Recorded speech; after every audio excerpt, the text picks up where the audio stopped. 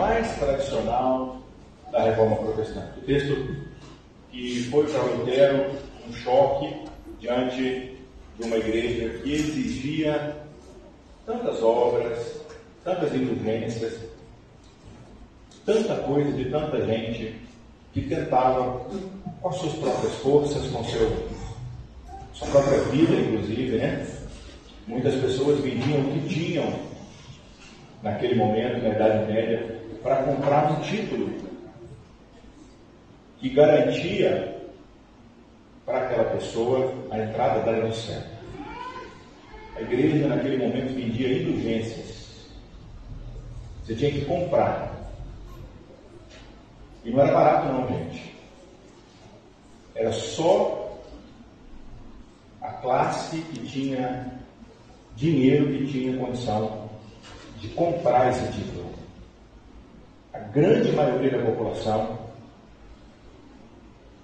ficava escrava de promessa após promessa, após promessa, andando de joelho, subindo escadas de joelho, sem comer, na tentativa de chamar a atenção de Deus para ver se Deus de fato olhasse para ela. Era como se a entrada no céu fosse pela força do ser humano. Ou então você comprava uma relíquia, um pedacinho da cruz de Jesus que era vendida durante séculos. Se a gente conseguisse juntar todos esses pedacinhos, sei lá quantas cruzes conseguiríamos montar. Assim, então, eu quero pedir ao Espírito de Deus que nos ilumine hoje na leitura de um verso. Carta de Paulo aos Romanos, capítulo 1, verso 17. Foi o texto que mexeu com o nosso irmão Lutero naquele momento.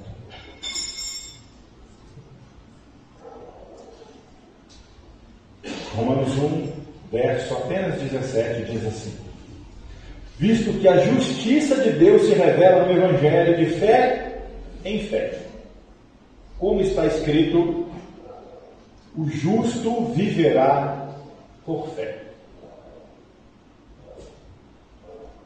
Não é por obras, né, filho? Não é por pagar promessa, viu, gente? Não é por oferecer algum tipo de sacrifício para Deus, não, viu, gente?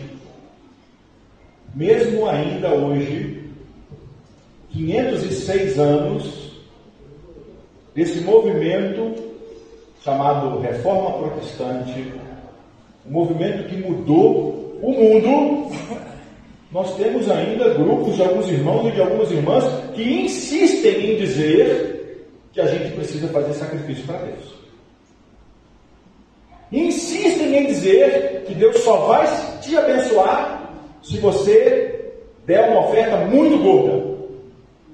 Que insistem em dizer que você tem que fazer promessa para Deus, porque se você não pagar promessa, Deus não vai te abençoar.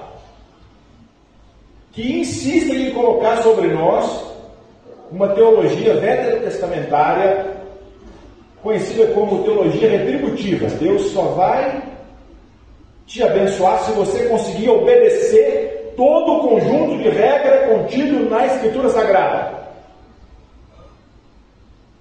anulando completamente a pessoa de Jesus Cristo e o amor manifesto pela palavra de Deus na pessoa de Jesus.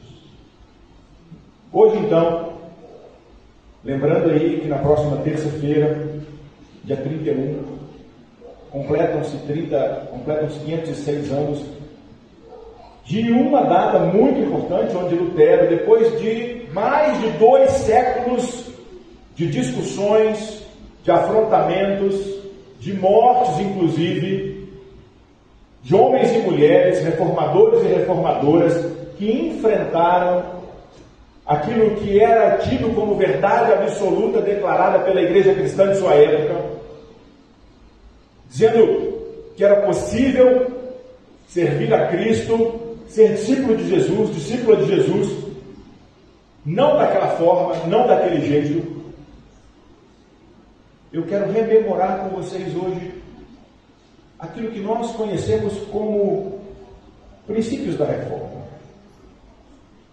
E quando nos deparamos com esses princípios da reforma, recebemos então um desafio imenso quando a gente consegue fazer uma leitura crítica da nossa sociedade atual. Como ainda é presente as mesmas distorções teológicas, como ainda são presentes instrumentos de manipulação e de controle do outro, da fé do outro, do corpo do outro, da vida do outro. Como ainda muitos cristãos e muitas cristãs continuam repetindo opressões e violências sobre a vida de muitas pessoas. O justo viverá por fé. O justo, a pessoa justa vive por fé. Uma fé que leva a uma ética. Não uma fé cega, alienada, acrítica. Não uma fé que você vai ouvir e não criticar. Por favor, critiquem tudo o que eu digo aqui. Por favor, critiquem tudo o que o reverendo Edson diz. Por favor, critiquem tudo o que qualquer pessoa diz nesse púlpito. Pensem. Usem o que Deus nos deu, que é a lógica, que é o raciocínio, que é a responsabilidade na interpretação de cada texto bíblico dentro do seu contexto histórico, crítico, social, dentro do seu estilo literário. Porque quando nós olhamos alguns princípios que geraram esse movimento de mudança, não só na igreja, mas de toda a sociedade, ainda tem gente que usa desses mesmos princípios de maneira distorcida, gerando violência no dia de hoje. O que eu lembro hoje? Eu lembro de um dos princípios conhecido no latim como sola scriptura. Por quê? Porque a igreja de então tinha como autoridade muitos dos seus documentos, um compêndio histórico de documentos. Não que isso não tenha importância, tem muita importância os documentos da igreja. São importantes para a gente aprender, inclusive para não repetirmos os erros que os nossos irmãos e irmãs tiveram no passado. Mas esses documentos eram tidos com uma autoridade cegamente sobre a vida de pessoas que eram manipuladas e violentadas por esses documentos. E aí surge o princípio de somente a Escritura. Só a Escritura deve ser autoridade. Mas eu pergunto, só a Escritura? E eu pergunto, primeiro, que Escritura? E segundo, com que interpretação? Porque nós herdamos de muitos irmãos e irmãs uma leitura também acrítica das Escrituras. É como se as Escrituras não pudessem ser devidamente e responsavelmente interpretadas. É como se Deus tivesse ditado cada palavra na nossa língua portuguesa. É como se nós ficássemos cegos pela limitação de tradução, pós-tradução, e a gente joga isso na vida das pessoas como se isso fosse autoridade, e a gente diz assim, está escrito aqui, e aí a gente violenta o outro. Só a Escritura exige de nós a responsabilidade na interpretação do texto. Só a Escritura que o que movimentou corações de homens e mulheres que morreram no século XIV, no século XIII, no século XV, no século XVI, porque diziam com coragem que a Escritura Sagrada dizia algo muito diferente do que a igreja ensinava. É só a gente pensar que na Idade Média a gente não tinha educação formalizada do jeito que a gente tem. Lá na Idade Média as pessoas não tinham acesso à leitura. A grande parte da população não sabia ler. E a Escritura Sagrada era algo que uma pequena parcela detinha. E a igreja dizia assim, não, eu preciso, com a educação que tenho, ensinar para vocês. E a gente tem uma ação linda, né? Graças a Deus que a gente tem uma ação, por um lado aqui, a gente vê o movimento que surge na igreja e também fora da igreja, na sociedade, porque a história se une, a história da igreja com a história da humanidade. Aí vem Lutero, que traduz o Novo Testamento e depois o Antigo Testamento para o alemão, e vem a imprensa com Gutenberg e coloca a escritura na mão das pessoas, e Lutero então tem a audácia de ensinar o povo a ler, para que o povo pudesse ler a escritura. Mas para ler a escritura não adianta só saber ler. Eu preciso também compreender que a escritura demanda de mim outras críticas. Eu preciso entender o texto bíblico para ter responsabilidade no que ensinar, aquilo que o texto está ensinando. Por isso que nós, presbiterianos unidos, não temos a Bíblia como regra. Sim, ela é um padrão, um modelo. Não dá para eu repetir uma regra de séculos atrás e tentar impor na nossa sociedade de hoje. Não é isso, não é para isso que a Bíblia foi escrita. Eu não posso ver nos textos que foram inspirados, inclusive com exemplos que eu não devo seguir, e tem gente que quer seguir, como se aquela palavra fosse psicografada, coisa que nem da nossa fé faz parte, como se Deus ditasse. Eu preciso afirmar, Deus não ditou, Deus inspirou as pessoas que registrassem as suas experiências. O compêndio que temos, que chamamos de Bíblia, biblioteca sagrada, um conjunto de livros sagrados, registram testemunhos sobre a palavra de Deus, sobre a pessoa de Jesus Cristo, que é o centro, inclusive, para que a gente leia e entenda todo o Antigo Testamento e todo o Novo Testamento. Paulo, Pedro, Lucas, Mateus precisam ser lidos através de Jesus, e não o contrário. Todos os profetas, Moisés, os livros históricos do Antigo Testamento precisam ser lidos através de Jesus, e não o contrário. O Deus que se revela em Jesus, e aí vem um outro princípio da reforma, além da sola Escritura, que é o solos Christus, que é a sola fide e a sola gratia. Sola gratia, somente a graça de Deus faz com que a humanidade tenha acesso a Ele. É pela graça de Deus, não é pela força de ninguém. Ninguém, não tem um ser humano capaz, pela sua própria força, de dizer: eu me achego a Deus por quem sou, pela bondade que tenho, pelo sacrifício que faço. Eu visito hospitais, eu participo de cultos, eu sou gente boa demais, eu tenho a honra de me fazer presente à mesa eucarística.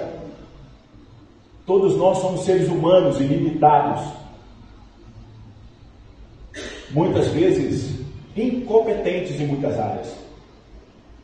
E eu preciso perceber que a única coisa que me faz perceber o divino é Ele próprio. É a maneira com que Ele se achega, se revela e se mostra para mim. Então é só pela graça de Deus que eu tenho acesso a Deus. É só pela fé que Ele me dá, que é dom de Deus, que eu tenho acesso a Deus. E é somente através da pessoa de Cristo. E se é pela pessoa de Cristo, eu preciso dizer, não é exclusividade de uma instituição religiosa. Porque outro problema que tivemos na Reforma Protestante é que a igreja declarava que salvação só existe na igreja cristã. Mesmo? Eu vou desconsiderar as outras tradições? Eu vou considerar as percepções que o próprio Deus se mostra na história, na natureza, na vida. O caráter de Cristo se revela como amor, como justiça, como solidariedade, como fraternidade, como igualdade, como equidade. E eu preciso percebê-lo na vida e considerá-lo na vida. O Espírito sopra onde Ele quer. Ninguém domina o Espírito. Ele se mostra a quem quer. Ele se revela da maneira que quiser. Ele não é controlado por ninguém, e muito menos por uma instituição religiosa. Então não dá para a gente ocupar o lugar soberbo e arrogante de que nós detemos Deus e a salvação. Não! Eu preciso rever isso e entender que Deus vem à humanidade com amor. Deus amou o mundo de tal maneira que deu o seu Filho. A fé é dom. A graça é um presente de Deus. E o Cristo revela um Deus que ama toda a humanidade. E para finalizar, eu preciso dizer um outro princípio lá, que é tão atual, tão necessário hoje, de tantos homens e mulheres que buscam para si glória. A gente tem uma cultura evangélica que, me perdoem, meus irmãos e irmãs, quando eu olho, eu tenho náuseas.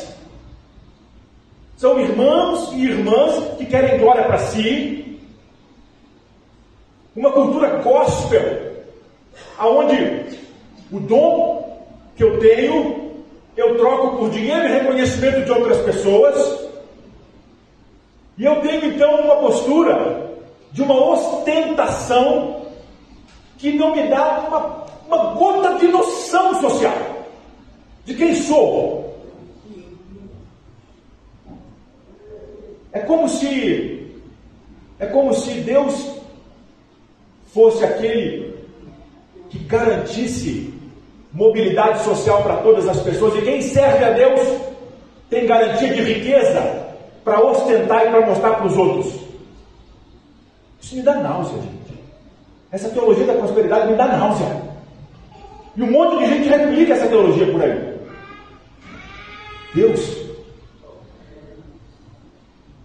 tem lado, inclusive. É o lado daquele que sofre, daquele que é violentado, daquele que é oprimido. Deus tem lado. E eu preciso entender o lado de Deus de cuidar. O Deus que se revela em Jesus Cristo sofre com o sofrimento humano. O Deus que se revela em Jesus Cristo chora quando um ser humano chora. O Deus que se revela em Jesus Cristo está gritando pelas crianças mortas na Palestina. O Deus que se revela em Jesus Cristo está chorando pela desigualdade social no mundo. O Deus que se revela em Jesus Cristo está inquieto, porque um monte de gente detém recurso enquanto uma grande maioria não tem o que comer, não tem dignidade, não tem acesso à saúde, não tem uma casa digna, não tem acesso à educação com dignidade. E quando eu olho para esse princípio, que a glória é somente para Deus, eu preciso me ver como igual diante de qualquer ser humano. E aí eu vou por último para encerrar, que é um sexto princípio, além dos 5 solas, que é o sacerdócio universal de todos os santos.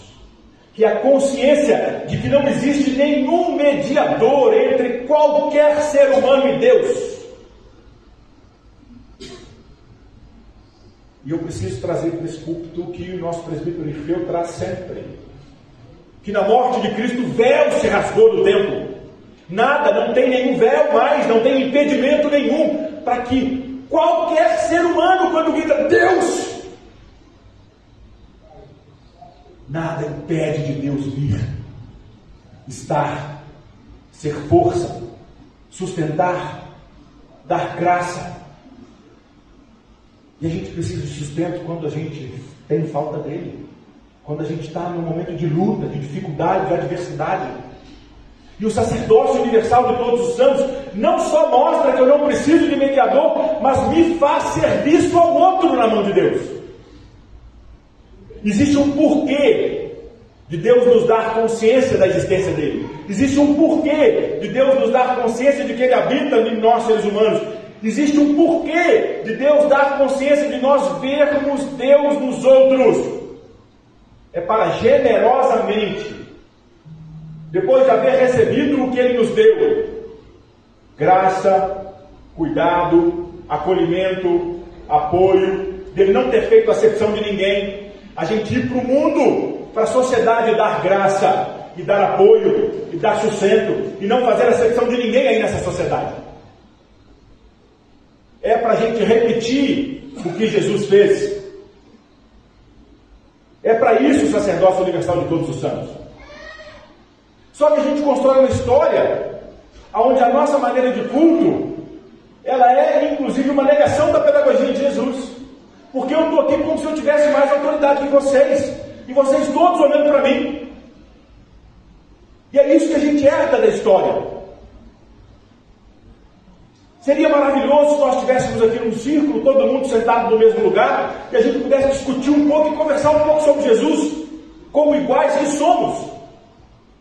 A gente tem uma herança que nega o que Jesus fez, que foi viver com gente, no meio de gente, tratando pessoas excluídas como iguais, pegando aquele que é excêntrico, que está à margem, colocando no meio, dizendo é igual a nós. Então, lembrando da reforma, eu preciso hoje trazer uma palavrinha também, que é para nós um desafio, né, Feu? E para todos nós, que é ressignificar, inclusive, os princípios da reforma hoje. O que esses princípios exigem de nós para serem aplicados na nossa sociedade hoje? O que é eu dizer na sociedade que a glória é só de Deus? O que é eu dizer na minha vida que eu vou a Deus pela fé, pela graça, por Cristo? E, acima de tudo, a responsabilidade que eu tenho no estudo da Escritura, e me entender como continuidade de Jesus, corpo de Cristo. Jesus é o cabeça. E nós que compreendemos Jesus como cabeça, precisamos ser corpo que dignifique o que o cabeça tem para fazer na sociedade hoje. Amando, cuidando, lutando por justiça para todas as pessoas, acolhendo todas as pessoas, entendendo a diversidade da igreja, de pessoas e da vida. O que eu preciso hoje? Fazer um convite para que a gente resgate isso e para que a gente saia aí como corpo de Cristo, falando de Jesus. É assim o convite à mesa. Que a gente hoje participe da mesa eucarística, caminhando para o encerramento da nossa celebração, comendo do pão, bebendo do cálice, mas sendo pão e cálice para todas as pessoas ao nosso redor. Que Deus nos ajude, que Deus nos abençoe, que Deus nos fortaleça no nome de Jesus.